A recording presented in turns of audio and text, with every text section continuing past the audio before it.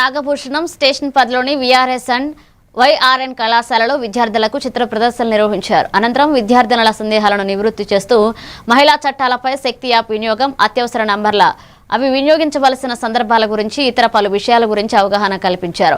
ఇక విద్యార్థులకు మనోధైర్యం నింపే విధంగా పోలీస్ శాఖ చేపట్టిన కార్యక్రమం పట్ల విద్యార్థులు హర్షం వ్యక్తం చేశారు. ఈ కార్యక్రమంలో 2 town SI M Venkateswarlu, Shakti team constable Subbarao, Chirala 2 town women constable Kalyani, కళాశాల ప్రిన్సిపల్ డి సత్యనారాయణ, ఇతర ఉపాధ్యాయులు, సిబ్బంది పాల్గొన్నారు.